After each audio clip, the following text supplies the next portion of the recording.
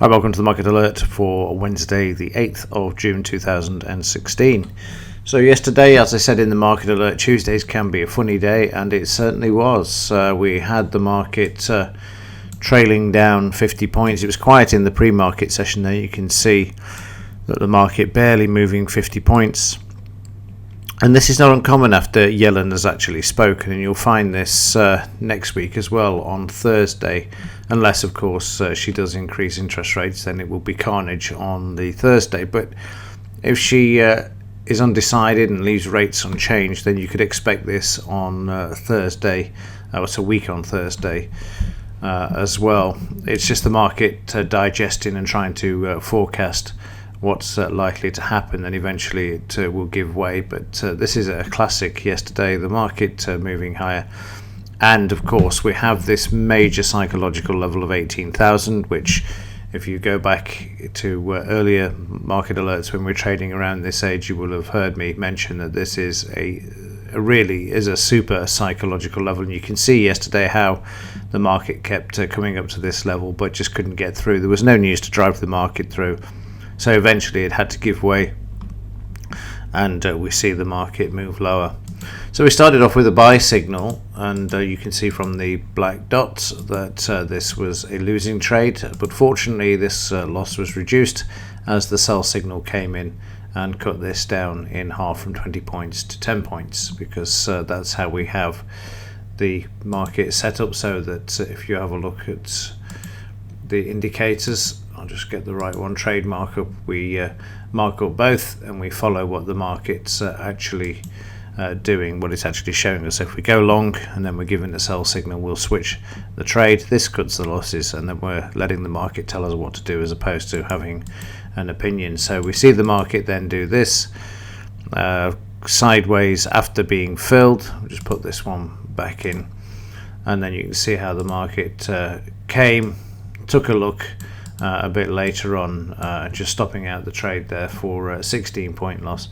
And then we had the sell signal before the close there. You can see the market again in this sideways range, and this range is only 30 points before it eventually moved lower there.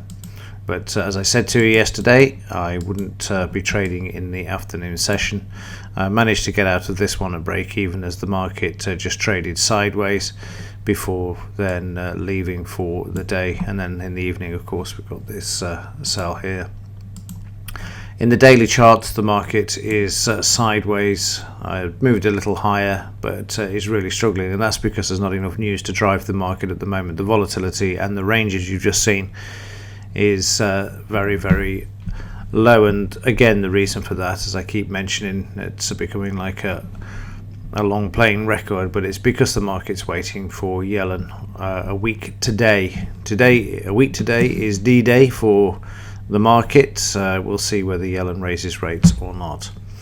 Just changing the subject completely, I received an email asking me what do these volume bars mean at the bottom, and how do you actually interpret them. So as the market's quiet, I'll just explain this.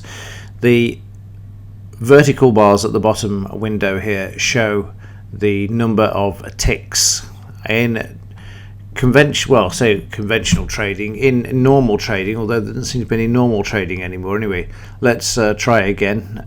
When I first started trading, these volume bars represented the number of contracts that were traded by individuals, or the number of shares that were traded, and things have changed with high frequency trading.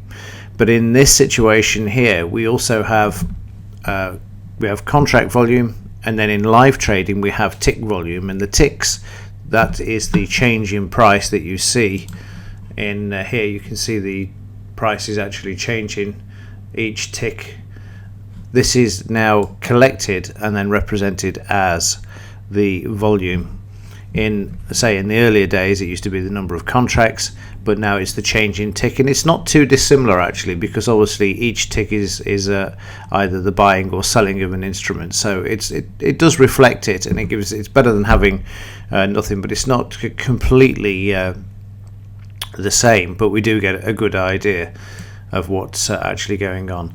And the red line that actually runs through this is the average line. So if you have the vertical lines breaching this, then it shows you that the volume activity is above average, and you can see these spikes here. And as I've said for a long time in this daily chart, you will find that the peaks in the volume show generally at the moment on the downside, and as the market moves up, as you can see for the last 2 days, you can see how it's moved up, the volume has dropped off. So this market immediately says that there is nothing driving this market to the upside, but when it moves to the downside, you can actually see how the selling is dominating this market. So this market is being held by the professionals at the moment, and then once they pull the rug from under its feet, you will see the volume increase to the downside. You'll always get that. It's very rare at the moment. Certainly for the last 12 months, you will see volume on the upside, an increase in volume on the upside. It tends to be lower, and you can see through there as well. Just notice how the volume is below the average, and this is just marking the trades up. Something that I was introduced to way back in 1993, and it was developed by Richard Wyckoff, who was the master of what was called volume spread analysis, and it can give you a very good indication of what's actually going on in the market. You're able to step back, look at the bigger picture, and that's why I use the daily chart in the analysis, is you can actually see in the bigger picture what is actually going on.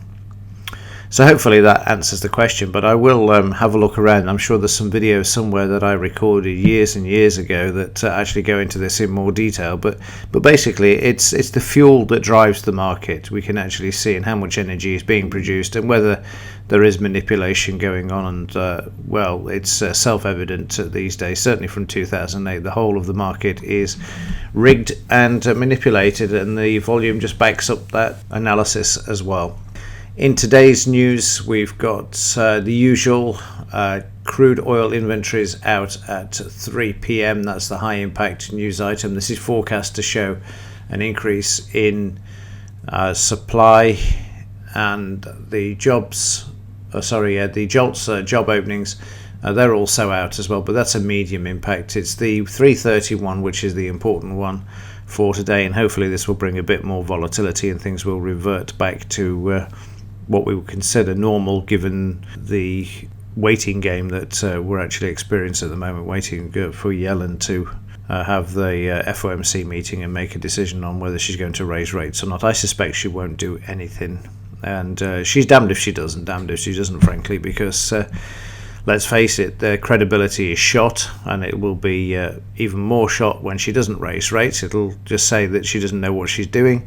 And if she does, we know what happened in January when we saw the market move 2,000 points lower as well. So, like I say, she's painted herself into a corner. You can't make statements saying you're going to increase the interest rates by 6 increments during the next 12 months and then not do it. And if you don't do it, then you look like a fool, and you don't know what it is you're actually doing. And to be perfectly honest with you, none of the central bankers know what they're doing, and in particular Carney heads up that category of not knowing what to do.